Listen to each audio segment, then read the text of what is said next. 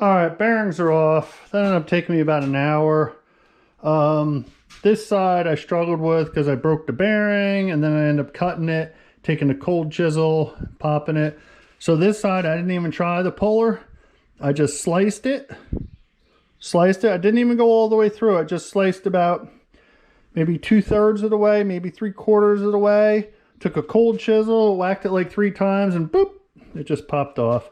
So I cleaned this up with some 600 sandpaper. And next step will be to heat our bearings up in the oven and come and hopefully just tap them right on. So we'll see how that goes.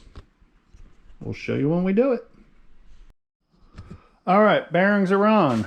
So what we did was, and I think I showed you this before, we froze this in the freezer.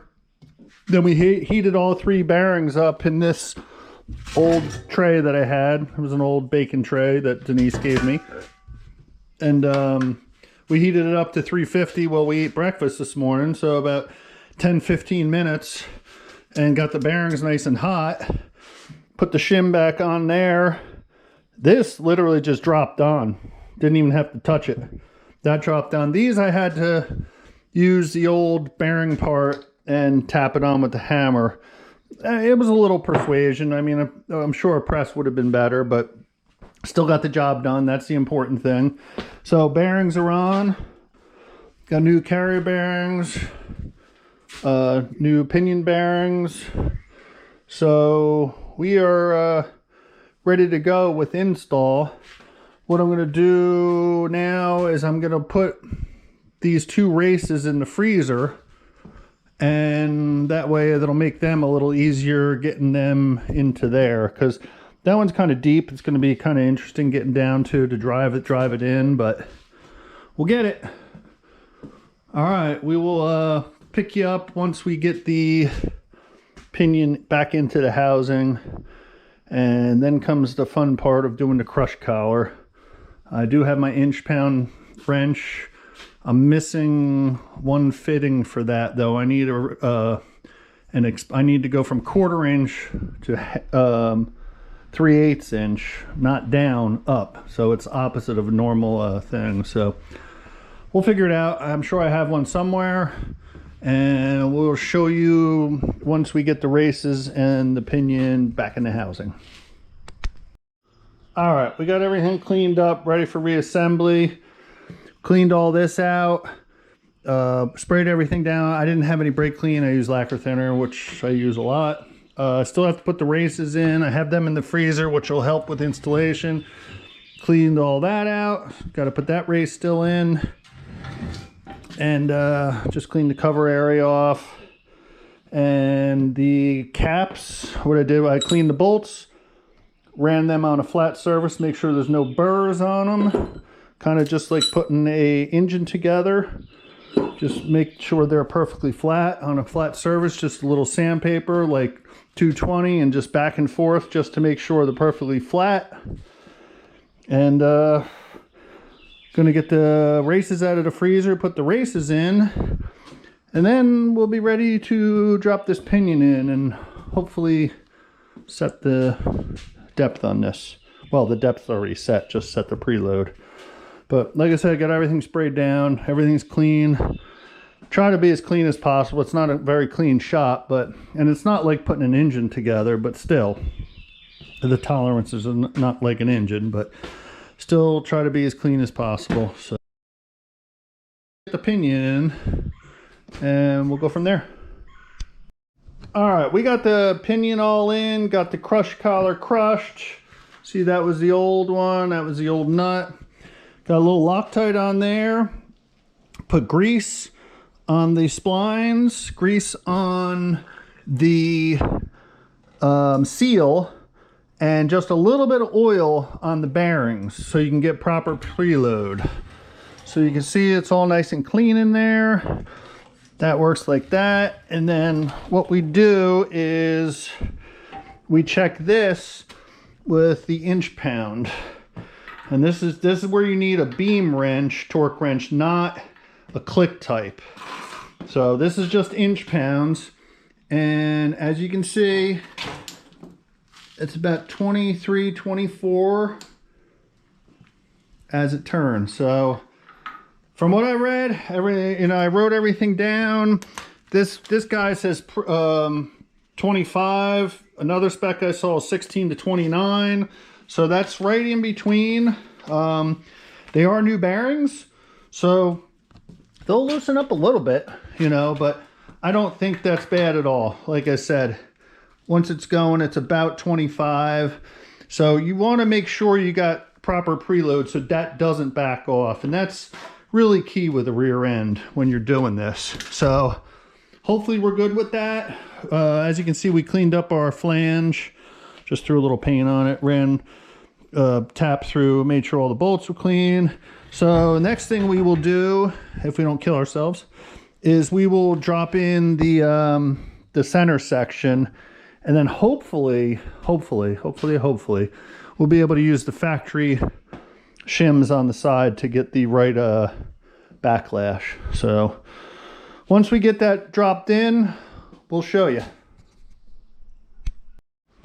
All right, we got the center section in. Had to do a little struggling getting the shims in. Those are the factory shims. This one had a little bit of wear on it from there, I guess probably when things were sloppy. So I flipped it around so it's on like the high side now. So now the wear part won't matter. But we got, I don't know if you can see or not, but we got about 9 to 10 thousandths of backlash, which technically for a used set of gears is a little tight, but I'm thinking that things are definitely going to loosen up. So they're the factory shims, it should be fine. So like I said, I figured I'd check it. I wasn't even going to check it because factory shims are factory shims, but as you can see, there's a little bit of, maybe a tiny bit of surface rust that built up on the ring gear from sitting and maybe on the other gear. So that could have something to do with it a little bit.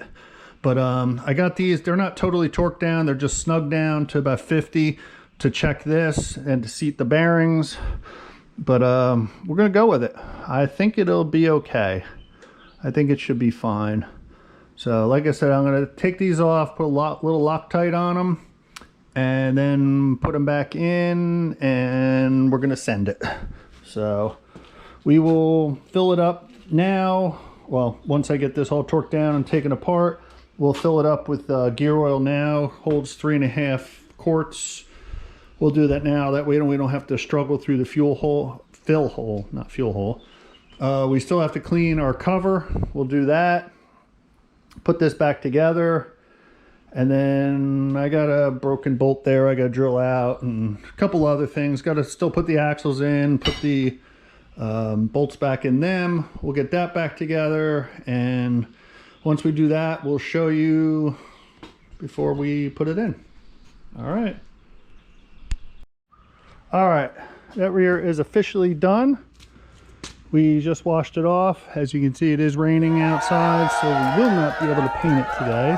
But we're going to spray a little satin black on it at some point. We'll prime the bare metal to keep that cover from rusting out. That's a common thing on these. All in all, not a horrible job. I mean, had a few difficult parts. I did end up drilling that out and tapping it 1/4 20. So that holds the brake lines. But all in all, it went pretty well. I could easily done this in a day, but I'd strung it out for like 3 days and did some other stuff and some other projects. But so like I said, all we're going to do now is put some paint on it. Back in the Excursion, we have a full video up on our channel about that. If you like this content, like and subscribe. We do all kinds of stuff, and we always try to list the tools that we use. So these are the tools we used. So 13mm for the cover bolts. This is a 13/16. That was for the caps, the carrier caps that hold the carrier in. This was an 18mm. That is for the axle bolts. And this is 1 1/4 inch 1/8, inch and 1/8, and that's for the pinion nut. Also, we use a dial indicator to set our backlash. We use a beam inch torque wrench to set our preload on it. Some grease, of course, an impact, some lacquer thinner. You can use brake clean, that's fine. I have some 600 sandpaper, screwdriver, 3/8 drive ratchet, a couple different punches, some thread Loctite red. I use red, two hammers, big one, little one, big pry bar, and of course the torque wrench to torque everything. So the bearing caps we torqued to, it says 85, we went 95. The preload was 16 to 29, and we were right at like 24, 25. It's hard to get an accurate count on that, but we're right about where we are.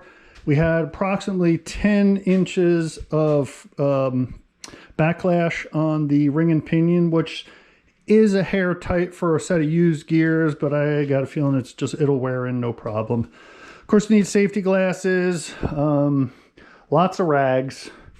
We have our bearing tool that worked okay. It didn't work great. We ended up cutting them off and splitting them with the cold chisel.